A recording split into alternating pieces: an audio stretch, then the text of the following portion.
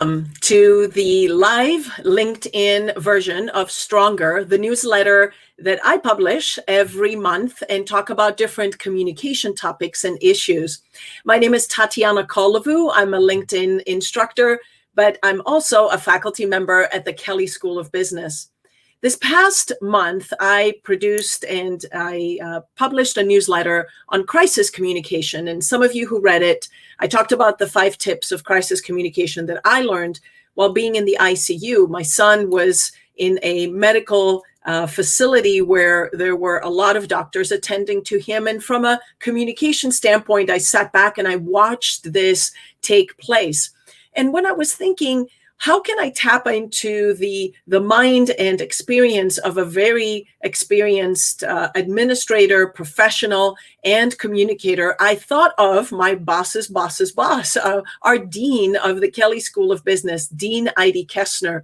Now, before I bring her on screen and give her a warm welcome, I wanted to tell you not only is she the dean of the Kelley School of Business and has been for several tenures, she is the Frank Popoff Chair of Strategic Management and a professor in the management department. And she was voted the 2019 Dean of the Year by Poets and Quants. Before I bring her in and to tell you this, I want to tell you, not only have I seen her teach executive education and seen her in the classroom speak about crisis management and communication, but also I've been on the other side where Dean Kesn has shared news in sometimes difficult, challenging situations where we have faced as faculty. So a warm welcome to our Dean, Idie Kesn, representing Strong from the Kelley School of Business, where she's in her office. Welcome, Idie. Thank you, Tatiana. Thank you for including me in what I hope will be a wonderful conversation. I really hope it's a conversation with audience members' questions and insights they want to share. So thank you for including me. Absolutely. Well, I'm looking at where people are coming in from. By the way, I think you've broken the record from last month. We have 470 people signed up for this LinkedIn Live, and then we'll have many more watch it afterwards. I'm looking at people joining us from DC, from Munich, from Chile, and Ghana as well. We do some programs in Ghana. Welcome, everyone, and thank you so much. We're going to have you jump in with some questions, but Idie and I were spending a little time earlier now chatting about some of the crisis communication and crisis management that she has had to deal with.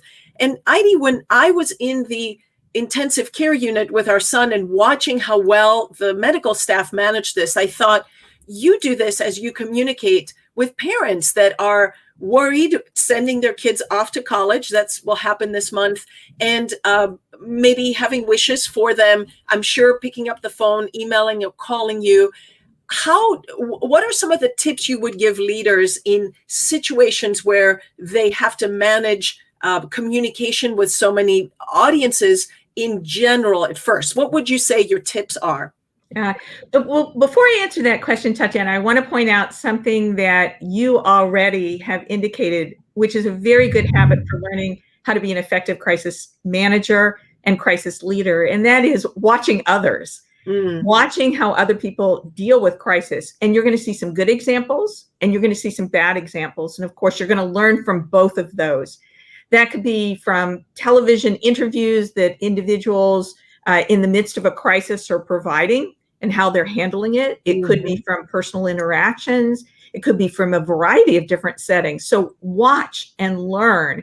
And after you go through an observation like this, sit down and take some notes about what you have observed, the things that you think were effective and the things that were ineffective. And you can learn a lot from just doing that about effective crisis management. And I'm interrupting you because one of the activities that I do with the MBA students, we take videos of CEOs responding to different crisis communications, and we will analyze them. I teach business communication. We turn off the audio, we turn off the video, but we look at their posture, their nonverbals, and I know we'll have some questions on that, but I keep looking at here, so many people, Canada, this feels like a very global conversation here. Thank you everyone for joining us. So you're right. So learning from watching others do it well and not well enough. right off the bat, what would you say some tips are for managing communication during those challenging times? Yeah, let me start with the recommendation that when you communicate in the midst of a crisis, you need to be clear, direct, and as transparent as possible. Mm-hmm. Mixed messages or messages that are nuanced in some way or require some interpretation are not helpful in a crisis. You want people to know the stage of the crisis you're in. You want them to know what's happened so far to the fullest extent that you're able to share. And the reason I mentioned to the fullest extent possible is because sometimes in a crisis, you need to alert or communicate with family members first. And you can't be outspoken about all of the details right away. But be as transparent and be as clear as possible. And so again, clarity, directness, transparency, those are a must. Sure. Empathy is also a very big element here. And you need to stay what I'm going to call appropriately calm or appropriately composed. The reason I use that word appropriately is because if you are too calm or too nonchalant, then people will interpret that as not a serious crisis or not an urgent situation. So you need to have the appropriate level of response and the appropriate level of empathy to those that you're dealing with. Sure. And then maybe one more comment is you definitely want your responses or your communication to be timely. You need to deliver it in a time-sensitive way. And I mentioned to you before we got started, I like acronyms, especially in crisis situations where you can remember something very quickly. And I was reminded when I was teaching crisis management of the acronym for recognizing stroke in someone who's experiencing a stroke. And the acronym is FAST. And it refers to face, arms, speech. And if you see the telltale signs in one's face, arms, and speech, then it's time to make that urgent phone call to 911. Absolutely, yeah. FAST also works in crisis communications. Communications need to be fact-based, that's the F, action-oriented, driving them to action, getting people to act in a certain way, whether it's exiting a building or responding somehow. Sure. You need to be supportive, that's the empathy thing, and you need to be timely. Fact-based, action-oriented, supportive, and timely. Idie, you teach this. I've seen you teach in executive education. A lot of our learners today came in with questions on dealing with media, which in this case, I've seen you at work with our faculty group or with parents. Many of our learners at times will have to step up, or I know in your activities, you make the students step up in front of the media, and then you plan some difficult reporters. What do you teach in the course that follows, of course, that would follow the FAST acronym, but are there any others when the audience becomes a little bit different in this case? Yeah, so one of the best things that you can do, especially in a media situation, is have a message that you want to send, a very simple message. It can't be 20 things, maybe it's 3 things, and then reiterate that over and over and over. Even if let's say someone from the media asks a difficult question that takes you off target or surprises you in some way, you have to have a bridging way of responding the way you want to respond to get your message across. So maybe someone paints you in a corner and says, would you say this? And your answer could be, well, I'm not here to talk about that, but let me tell you what I am here to talk about. These are the important things to remember about the crisis situation we face now, and then repeat your message. So bridging to your message and repeating your message is the best thing you can do in a crisis communication sense. Redirecting. This also reminds me of when we take Q&A for presentations, you want to go back to what your message is. And that makes sense. It takes a lot of practice, right? So when I think of, and if you're listening, I'm still a little distracted looking at all the different places our learners are coming in from. Thank you all so much.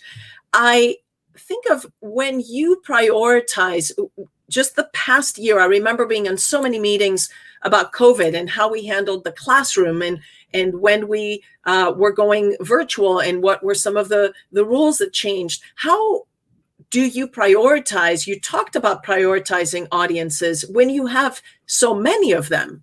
Right. So the first thing you need to do in a crisis situation is respond to those who have the greatest negative impact, especially if that impact is ongoing. So if it's a crisis that is evolving, you need to deal with those who are impacted by the crisis. Let's say it's an urgent situation, we need to get out of the building. That's the most important thing, is to direct people with your communication and direct the immediate audience. It would be inappropriate, rather than guiding people and making sure they exit the building, to sit here and take phone calls from parents, for example. That's not the right order of things. So those who are still impacted by the crisis and who have been impacted to the greatest degree, the most negatively affected by the crisis, should be at the very top of the heap in terms of your communication. At the same time, it's really important not to create more problems just because you have a group affected. And I'm going to give you an example here that probably annoys a lot of people, but there's good reason for this example. So if you're flying, let's say you're taking an airline trip and your flight gets canceled, right? And you're very annoyed by that. Do you ever notice that that same airline, perhaps at that same gate, even to that same city, they're sending flights out, even though your flight was canceled, say for mechanical reasons? The one thing that the airline doesn't do is it doesn't bump you into that plane, the plane that's available, and bump those passengers into the next plane. And I know it's so annoying for us. Wait a minute, I'm sitting here, my flight was canceled and they get to take off before me, even though originally it was after me. The reason is that the airline is trying to deal with not a cascading crisis or a cascading problem. They're trying to deal with the problem and allow others to go on their way. And the same thing here. You need to deal with those involved in the crisis situation and not make it worse, not cascade it, and then deal with all of the ancillary or after effects of other stakeholders who are impacted by the crisis. You know, we were talking a little bit before we went live on the situation that got created with COVID, and where students didn't come back on campus, but we have international programs all over the world. And you were faced with bringing back how many students? Hundreds. It was hundreds of students that were scattered, far flung, and really had to come back in an urgent manner. And Ash, I remember going into Ash Sony, he's our executive associate dean, going into his office almost hourly with checks on how are we in each country, what's going on, have we made the right contacts, have we gotten the students, the right connections to exit and to come back home. And meanwhile, as you can imagine, parents who are frantic are making phone calls. We're getting phone calls from the programs themselves internationally. We're getting phone calls from students. So it was almost as though it was a war room, if you will, of trying to figure out what our steps are going to be, plan the actions, plan how we're going to communicate, plan the priority of who we're communicating with at each stage of the process. So it very much was an urgent matter, lots of worried people, and all of them deserved answers and good communication, but it had to be done in the right order. And that's another reason when you solve crisis situations, so helpful to have a team of people, especially a team of experts, because one person rarely can respond quickly enough on all fronts. If you have a team of experts, maybe even a team that's practiced crisis management, done tabletop exercises or simulations beforehand, they can jump in ready to go when crises like this hit. I'm looking at, we have a love fest from all over the world. I just want to tell you, you're not seeing this. When we talk about, and please jump in with any questions you may have. Jay Dare has a question about bad words and effective words. Do you feel like words can escalate a crisis or de-escalate? You talked a little bit about that in the beginning. Absolutely. Choosing the right words is important, but not so much. And I want to be really clear here. You can sit down and craft the perfect message. And that's not a good idea if it takes you forever to craft the perfect message. There's the old 80-20 rule. You really need to get 80% of the way there in terms of the precision of the message and all the issues that need to be dealt with, recognizing that you can't necessarily wait in a crisis for 100%, that you're going to have to be ready to go much more quickly than you might feel comfortable.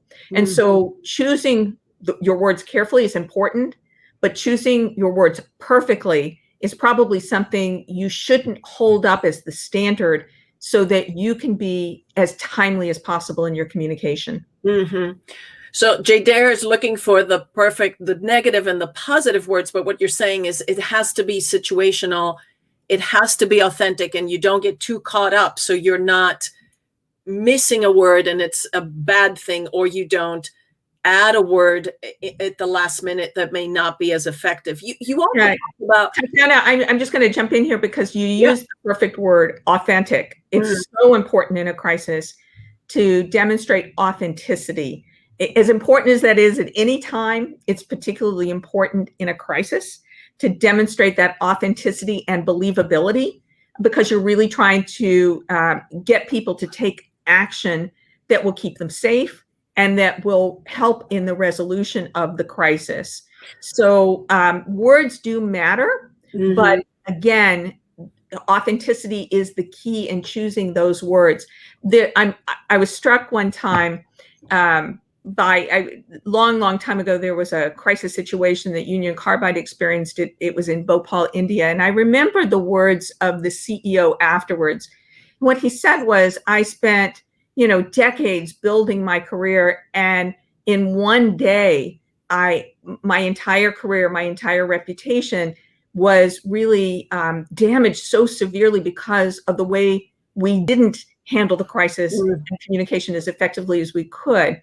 And what he was reminding us is that, look, you can look for the perfect word so that you don't get yourself into legal trouble. But in addition to the court of law, there's a court of public opinion. And the court of public opinion counts in a crisis situation. So authenticity, transparency, honesty in communication is going to be very important.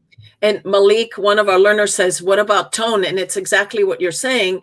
You may be saying the right word, and you do it in such a flat-faced way, or in a tone that is apathetic versus empathetic, or in a tone that is not urgent enough for the level of urgency that the audience is having. So true. So very true here. On the piece, we talk a little bit about balancing transparency and also the privacy of your main audience, or who this is happening to. Give me an example of where you've had to put your foot down and say, look, and I've heard you do this, but tell people this is the barrier and it's an issue of privacy and I'm not crossing it. No worries, we're in a live set, so. Sorry about that. I thought I had turned my phone off, so apparently not. No worries. So I asked about transparency and privacy, and I've seen you put your foot down. Is it okay to or give me an example of where you did that and you didn't feel bad about it? Right. So privacy is incredibly important. And to the extent possible, you have to keep details confidential that would otherwise invade someone's privacy when you're communicating during a crisis. I know I have been pressed by parents to reveal names of students involved in incidents, and I will often say, no, I'm sorry, I can't reveal those names. I've been pressed to handle and address matters involving their children or matters involving faculty members, and these are confidential matters. And of course, everyone in an academic setting understands FERPA agreements and so forth. And so you just have to be strong when it comes to privacy issues, especially in a crisis setting. I want to show this because, again, we talked about this prior to us going live. The whole context of you may be virtual or it's a crisis. And one more context you have to deal with is the social media part of what's happening between that live versus the social platforms in person. What have you learned in the last decade of your leadership of one of the most prestigious business schools in the US? What have you learned about balancing the two? I know we have lots of teams dealing with that. Any takeaways for you?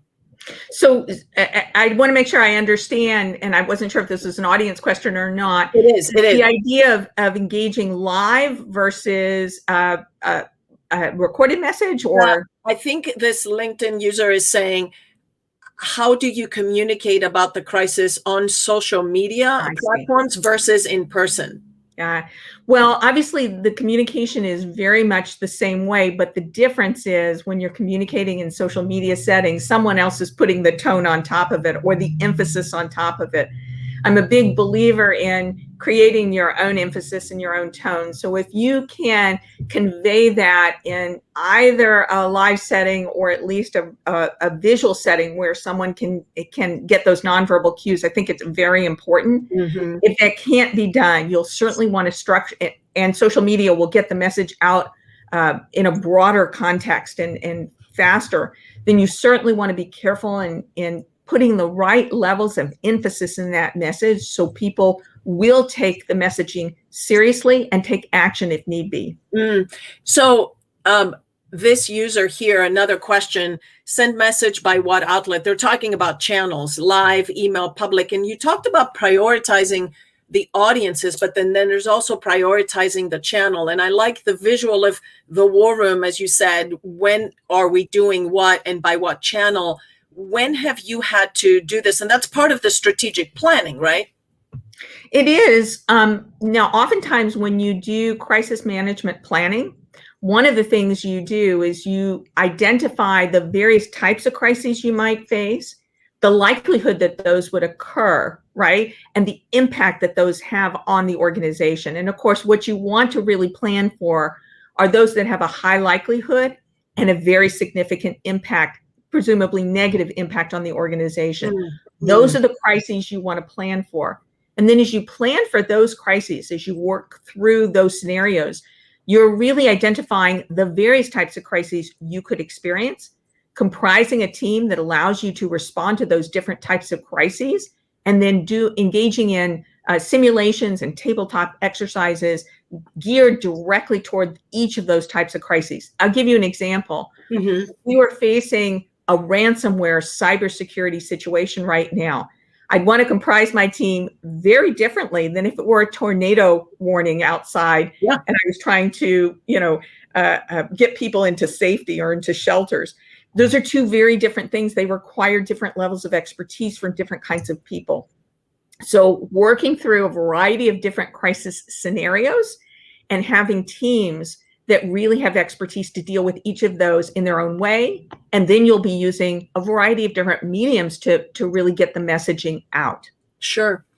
Our learner, Jennifer, says, what can you do if you freeze when people put you on the spot? And I know that for leaders, this happens in a crisis setting. You're tired, you may be sleep deprived, you have overloaded on emails and messages and calls. Has this happened to you, or how do you train your students for this not to happen to them? Yeah, so Jennifer, I'm going to refer to something we said before because it's the best tip I can offer you. And that is, when you go in, have your 3 points that you're going to mention, or however many there are, a few number, and reiterate them over and over and over again, so that even if someone throws a strange question to you, and your tendency is to freeze, what you need to do is transition, bridge yourself to the answers that you do have and the message that you do want to send. And that's the best way to handle what we might term questions out of the blue, right? Which you weren't anticipating. And you're afraid I'm going to look like I don't have any expertise or I don't know what I'm talking about. No. Your message is those very important points that you want to get across in the midst of a crisis, even after a crisis. And you want to keep bridging back to those important messages. So you own the message. And that's the best way to avoid situations where you might freeze. You write the script, as we say. Can we transition a little, because we're talking about communication on the nonverbal piece, and we've seen many leaders sit in the wrong way, look a little too relaxed, or indirectly not look at the camera, which is a camera trick, or not be coached enough possibly to look authentic or use gestures, what we say sometimes is okay to do. What are the must have, or what are the, you mentioned earlier, practice by watching leaders do right things and not the right things. How have you found the most effective thing to do for young leaders, especially who may not have had as many experiences with this? What should they look for and do? Right. Well, certainly practicing is a big help. Videotape yourself. And just the way you suggested it, Tatiana, watch that videotape. Watch it, first of all, just the nonverbal aspects of it. Then turn your back to the screen and just listen to the verbal aspects. And then watch it a third time with both verbal and nonverbal aspects. Let me give you an illustration of the nonverbal and why it's so important. And I'm going to give you an example of someone who was absolutely praised for his crisis communication. And he wasn't slick at all. And, you know, he was very nervous. And when you see the videotape, you can tell that he was very nervous, but he was praised for being authentic. But I am going to give you an example of something he did wrong, a nonverbal thing that he did wrong during his press conference. And this goes back a long time ago. It was in the late 1980s, 1988, in fact, and it was a company called Ashland Oil, and they had an oil spill on the Monongahela River. And the CEO at the time, his name was John Hill, had a press conference. Again, he was praised for having handled this in such an authentic manner. But one of the messages he had to deliver was because of the oil spill, they were going to have to cut off the drinking water for the communities. So they weren't going to be able to have the drinking water, and they weren't going to be able to have water for other purposes as well. Well, first of all, in the videotape, you see he's nervous and he's sweating and the lights are on him. And so he's, you know, it's hot. And so he's swigging water the whole time. Now he's just told people, I'm cutting your water off, and he's sitting there drinking water repeatedly. I understand why he was doing it, because he was nervous. But of course, you're doing something non-verbally that has a very different message than your verbal communication. And then a reporter asks him a question. I'll never forget. The reporter says, well, are you going to take a shower tonight? And that threw him. He wasn't expecting that question. And he smiled and he laughed and he said, excuse me. And he sort of chuckled, and it was a nervous chuckle because he wasn't expecting that question. But of course, the reporter was trying to say, you've told everybody else to conserve. You've told everybody else we can't use water. How are you personally going to handle yourself in this context? And so those are the kinds of things, those nonverbal things that you do. Sometimes when you're nervous, you might laugh, or you might, as you say, look away or do the other things. Those are some of the cues that you need to be careful about. Sure. Julio, I'm going to show his comment. He says, wait, is that not manipulating the question? I'm not sure if I said something, Julio, that I did manipulate a question, but I wonder, this makes me think, in a setting where you're getting bombarded with questions, if someone does try to, and I've heard you do this, to ask something that you didn't say or paraphrase what you didn't say, would you call them on it? Well, what you say is, no, that is, you're just clear. That is not what I said. What I did say was this, and you repeat your message. I think what Julio might be talking about is the idea of someone's asked a question, the obligation to answer that question. And what I would argue is, you are not obligated to answer every question that a reporter puts in front of you, for example, in a press conference. You are obligated during a crisis to help people through that situation by giving them direct, clear advice about the best way to handle the crisis. Remember what your goal is: to communicate clearly and directly, and to help people perhaps who might still be in the midst of a crisis, but certainly respond to the crisis. And so the message is yours to own, and the reporters can ask whatever questions they want, but the message to deliver in managing the crisis is yours to deliver. Very, very much back to the FAST acronym that you mentioned. Daisy is stepping into a different direction, but I think it's an important one. And for you, representing as many different, and speaking to as many different audiences, again, I see you do this in such a suave, empathetic, assertive, authoritative, yet authentic way. And Daisy saying, is there a difference, or what would you recommend? We were talking about our last question being advice to young leaders, maybe advice to young female leaders. If this is on her mind, I wasn't going to throw this here, but she brought it up, and I think it's an important one. Yeah, I do think that's an important question. And I'm going to say that I've noticed that communication styles of women are different from communication styles of men. And Tatiana, as an expert in communication, you're probably well aware of that. Women and men do have differences. That doesn't make one better than the other. It makes them different from each other. And so I think it's all the more important that women, as they communicate, they use the things that are so appropriate for their style. And here's where I think authenticity and directness can be very, very helpful. You don't need to dance around the issue. You need, in a crisis situation, you need to go direct to the information that needs to be delivered. That's and so advice: be direct and be prepared, as you said too. Sometimes women might have a hard time delivering bad news or delivering something negative, but the truth of the matter is, in a crisis situation, you are going to have to deal with oftentimes bad news or negative incidents, and sugarcoating that or hiding that isn't going to help resolve the crisis, and certainly not going to help people in the interim period. I told you that we would cover a lot in a short amount of time. One question or one tip that I wanted us to leave, because I know our audience covers a broad array of people following us, but from specifically for young leaders, we have many of our learners here that are newer in the workplace and will have to face this. What advice would you give? Well, in reference to something I mentioned before, handling crises well can make or break your career. So why not use it to make your career? And what I mean by that is be willing to step up in crisis situations and help be a contributor in the early stages, certainly to the team that helps work on a crisis, hopefully in the later stages to lead the resolution of a crisis. And once you're a team member in helping to solve a crisis, one of the things you'll want to do is exactly where we started. Watch the other team members, and including the leader, and emulate the things you think worked well, the things you liked, and adjust for the things that you think did not go so well that you know could have gone better.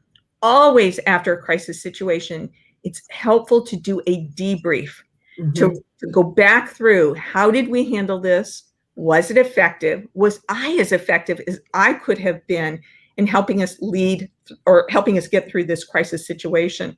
So be honest with yourself. Ask for feedback from other people. Did you find what I did effective? Was I a good contributing member of this team? So you can make a career based on your ability to help an organization or a team through a difficult situation. Well, and I can't imagine, this is really very good tips. I promise that was the last question, but my namesake Vasiliki asks, is it okay to say I don't know? Absolutely. The one thing I want to caution you against saying is no comment. No comment actually has this smack of guilt all over it, but I don't know. And I want you to follow it with one other thing. I don't know, but we will look into it and get you an answer. And then do as you promised, get back to that individual with clarity and with an answer. So I don't know is the perfect response if you really don't know. Don't make up something. Don't say something that isn't true. Don't say no comment, but do promise to get back to the person once you have done your homework and are able to give them an answer. Because again, your competence and your credibility are still being measured after the meeting or the communication is over. Absolutely right. Well, our time has come to an end. It's a very fast, short time, but so many tips and so much information to share. We have recorded this so we can go back if you'd like to watch this again, and it will be on LinkedIn. I'll tag you, Idie, if you want to send it out to students who are coming in to see us. And again, live from the Kelley School of Business at Indiana University in Bloomington. Idie, thank you so very much for being with us today. Thank you, Tatiana. It's been a pleasure. Wonderful. And to all of you at home, I want to say, or in your offices, next month, the newsletter on Stronger focuses on the language of resilience. And the next live will be with my good friend, performance coach, and amazing inspirational speaker, Tom Morris, in the end of August, the 26th, if I am not thinking. If you haven't looked at the newsletter, check it out. And it talks a little bit about the language of resilience that we need to put in place when we are going through maybe a crisis of our own or difficult times. Thank you so much for participating. Until next time, take care.